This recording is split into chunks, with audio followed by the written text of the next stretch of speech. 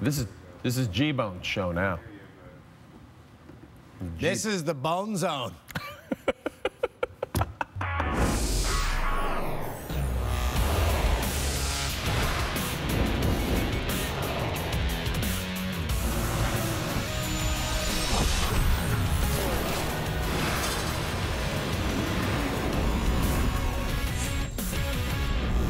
That's right. It is the Bone Zone. This is a producer Tim Free show. Producer Tim, he did our conference call, our daily conference call, and he sounded like a man on the verge of death. Yeah. And so he said, please go home. Just go home, Tim. So Tim went home, and G-Bone is running the show so now. producer G-Bone is doing this show, so that means this thing's just going to hum along. Everything's running smoothly. Everybody's getting along. And we're starting with a championship final. It is the French Open final, and it is Rafa Nadal's chance at 11 French Open titles. 11. Taking on 7th seed Dominic Thiem. Rafa also seeking his 415th career win on clay. First set on serve. Look at this team. Great chances. Hits it right to Nadal, and Nadal lobs it, and it's in.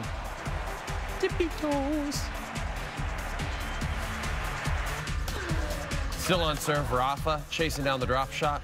Thiem puts away the volley into the open court. He held serve to tie it at 3. Thiem, by the way, the only player to beat Rafa on clay in the last 2 years. Now tied at 4, Nadal. Pounces all over that weak slice and unloads a huge cross-court forehand to take the first set 6-4. The player who's won the first set in all 9 of their meetings has gone on to win the match. There's Uncle Tony, Nadal's former coach. First French Open not coaching his nephew, just showed up. I can still show up, right? Nadal up a break 4-2. Forehand down the line. Thiem is 0-2 in his previous meetings with Rafa at Roland Garros. Same game. Thiem break point. Nadal toying with Thiem. Backhand winner. The Austrian running out of answers. Rafa held to go up 5-2 2 games later, serving for the set. Nadal pates the line with a forehand. Rafa, a 95-0 record when winning the first 2 sets on clay. Third set, what happens here? Nadal favoring his left hand. Having some finger issues. He said later it was cramps at one point. He continued to stretch it out. He said he was scared at the time because he couldn't grip his racket for a few minutes, but didn't really show. Puts away the volley to take a 3-1 lead. Then up 4-2. Rafa, 2 break points. Thiem can't handle the return. Nadal up a double break. And now serving for the championship.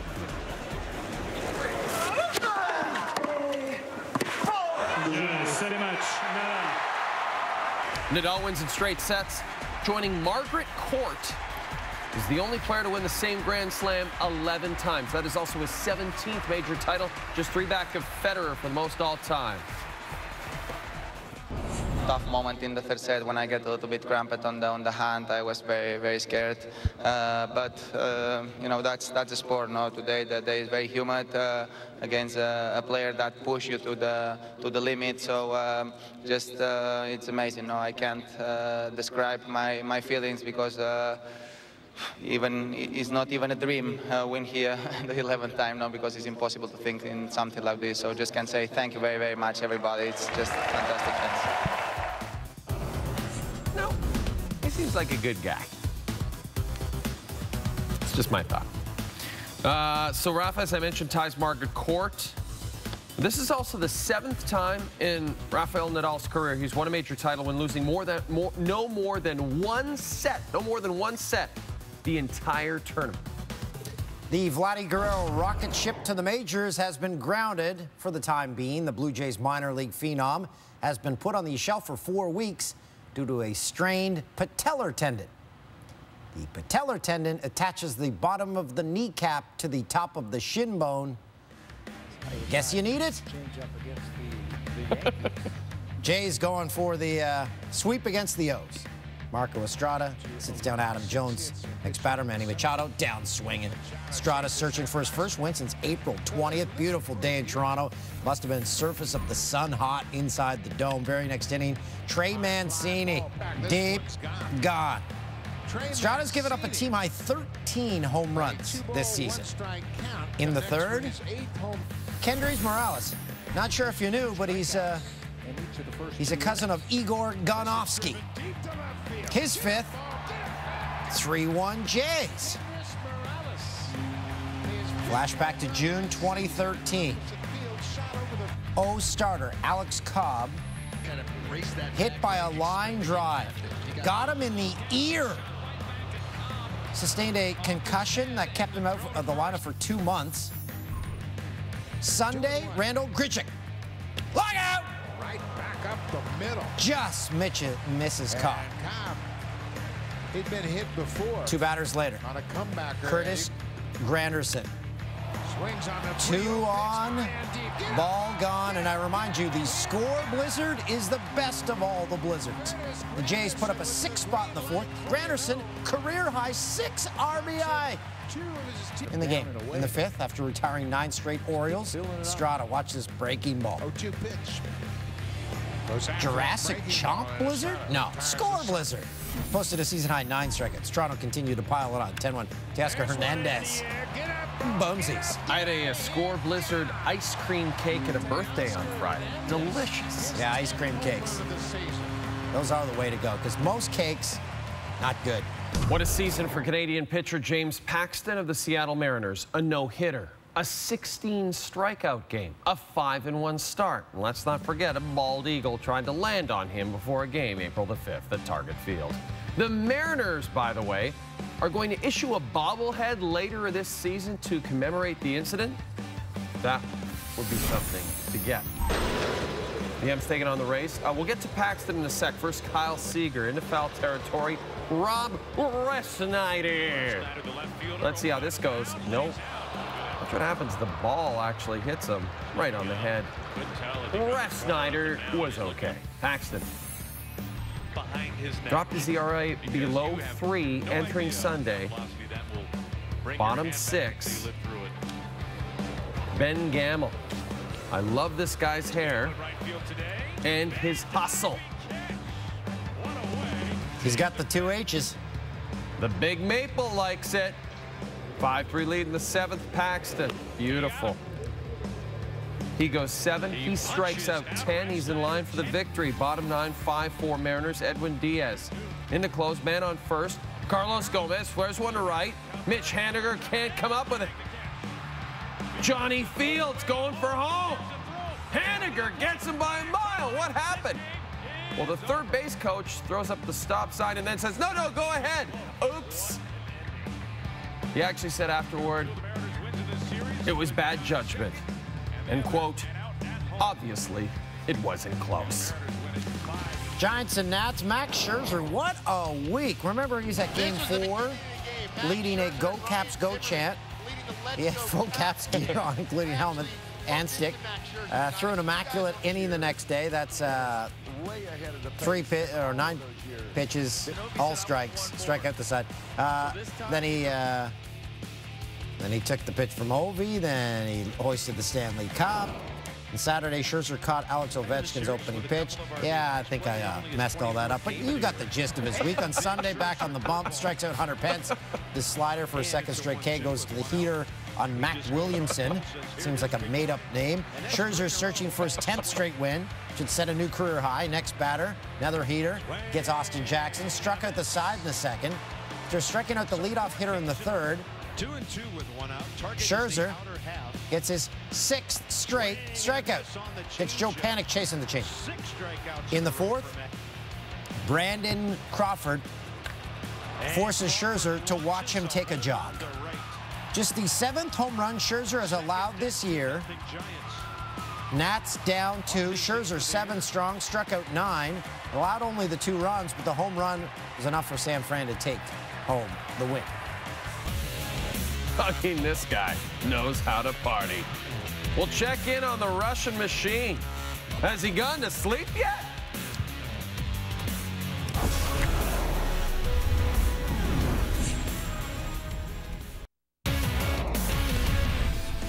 Homecoming for Canadian F1 driver Lance Stroll this weekend. The Montreal native and lone Canadian on the circuit into La Belle Province for a second ever appearance at the Canadian Grand Prix. Last year, Stroll's first ever points in F1 came at the Montreal race. This time around, don't blink. Round 7 of the championship. Russell Wilson and Ciara, supporting 4-time champ Lewis Hamilton. Like, I don't really know. Montreal Canadiens showed up. They played some hockey with Fernando Alonso. Team McLaren and the Canadians, they exchanged souvenirs with one another. It's a fun weekend. Never been, I've been told. Special moment before the race. 97 world champion Jacques Villeneuve took to the track, this time in his father's old Ferrari. Gilles first won at the Canadian Grand Prix 40 years ago in that car. That is so cool. Stroll qualified 17th, but moves to 16th due to an engine penalty to Pierre Gasly. Throwing out hats. And then during the driver's parade, almost falls out of the car he's in. Ah! It was terrifying. Okay, I told you, don't blink. Opening lap. Oh, and it's a massive crash. It's Brendan Hartley, and he's got tangled up with Lance Stroll. And coming out of that chicane. So Stroll appears to pick up oversteer in the middle of turn 5 before Brendan Hartley runs into him. From Hartley's view, he's got nowhere to go. On board with Stroll. Yep, he lasted 30 seconds in this race. 30 seconds. He's knocked out of his first race of the season. On the track, he earned his first career F1 points last season. Hamilton, who started 4th, couldn't make up much ground. Championship leader, unable to receive an upgraded engine for the weekend, had control issues all day. 10 to go, chasing Daniel Ricciardo. Hamilton manages to stay on the track despite a lack of pressure in his rear tires. Finished 5th, his worst career finish in Canada. His rival Sebastian Vettel led wire to wire. So much so that the checkered flag was waved early. Model Winnie Harlow given the honor of waving the flag, but there was miscommunication. Vettel earns his 50th career victory, taking a 1-point lead over Hamilton in the championship standings as Ferrari win in Canada for the first time in 14 years. The model that was waving the checkered flag, Winnie Harlow, she was 2 seats down from me at a Raptors game this season. Did not know that was her profession. So now, oh, there's the standings. Good story. Here we go. Hey, look, Dan, we've got a new sponsor for the Walkover Club. Oh, man, I would sign up for that in a second. That would be pretty fun, wouldn't it? I swear to God! I swear to God! Yeah, Alex Ovechkin's been on a ride with Lord Stanley since the Caps won the Cup last Thursday. Let's see. We've got the dressing room celebration. That was just the beginning, and they have been singing a lot of Queen. Walked through the MGM Grand,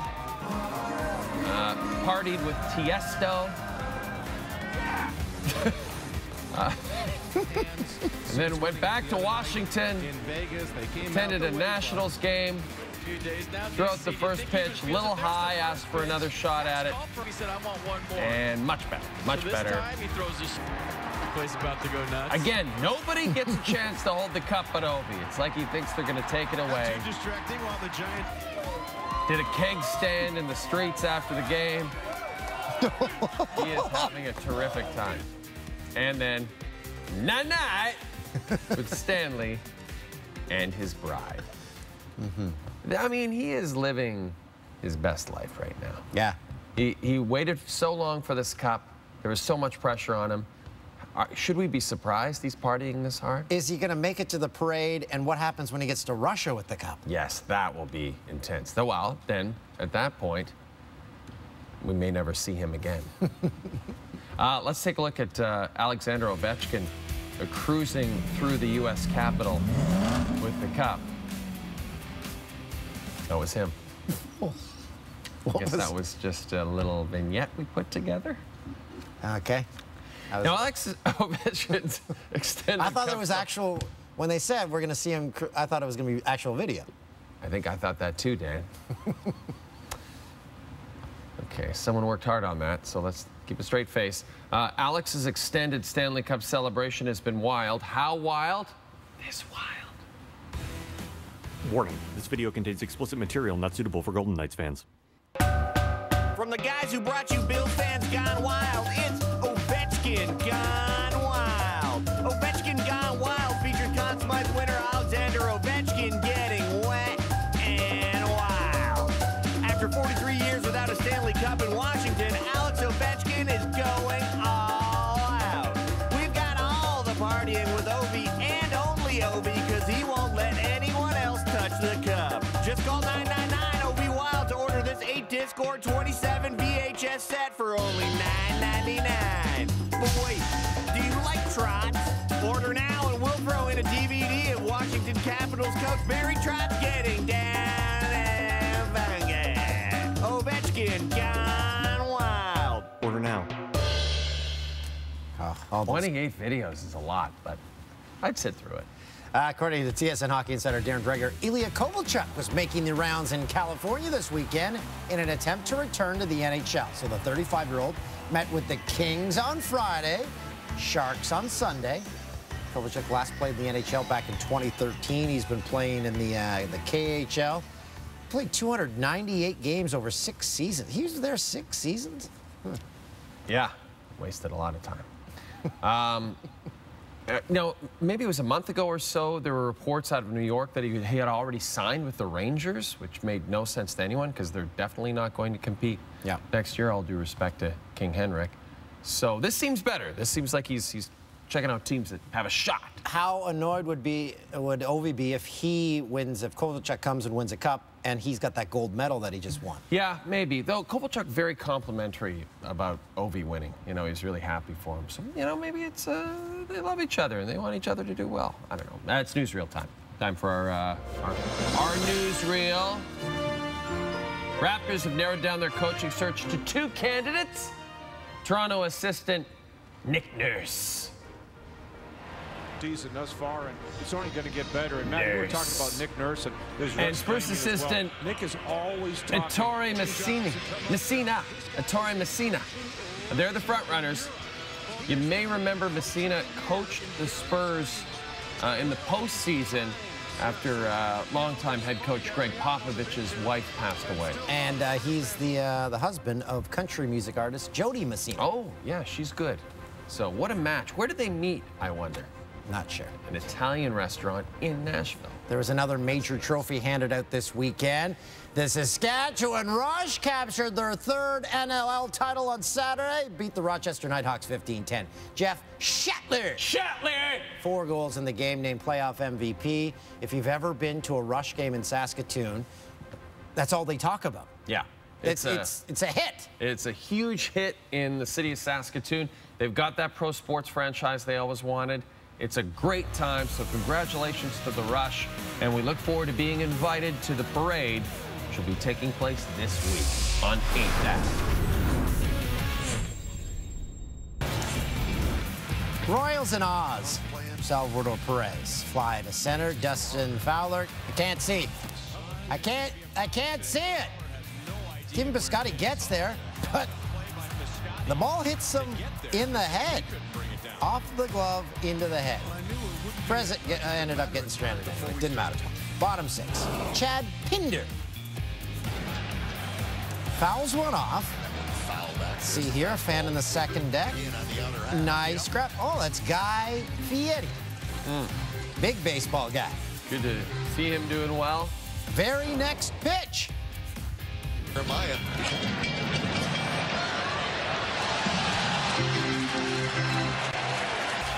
Stop it! Yeah. Where is he? Diners, drive-ins, and balls. Catches 2. Right?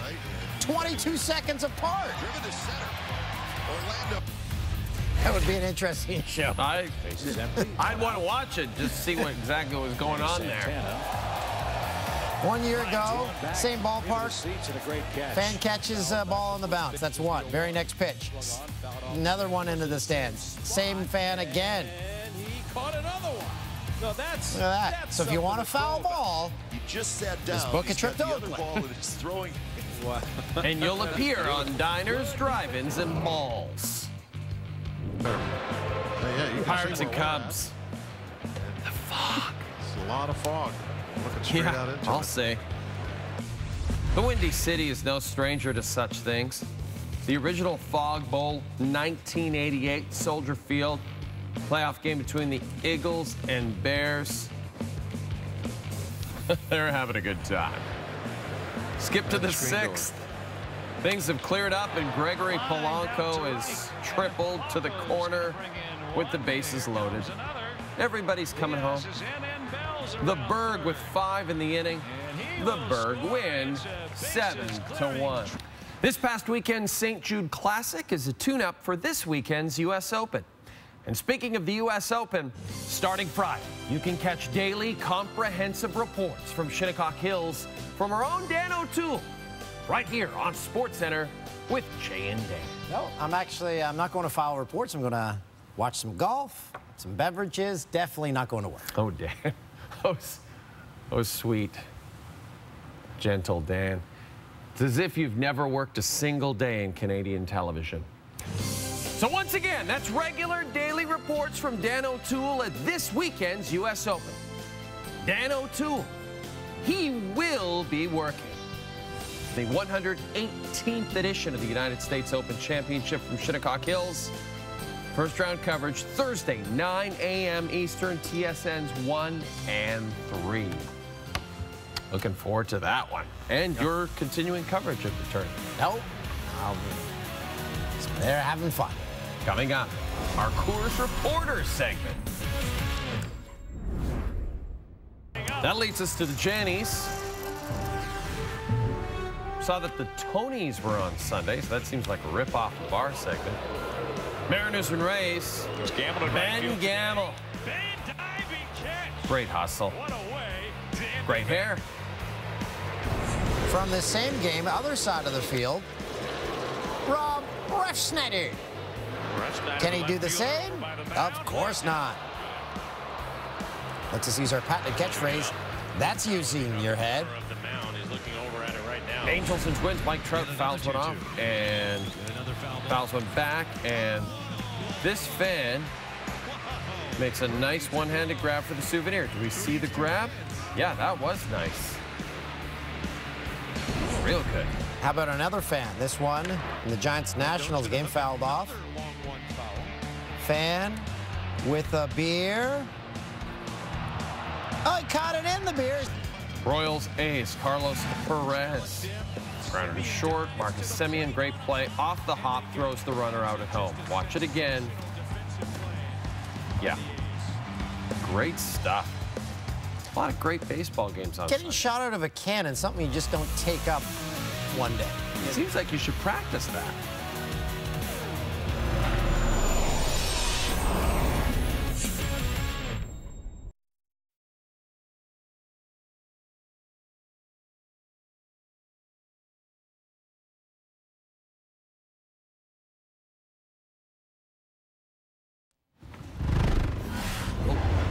It's the worst play of the day.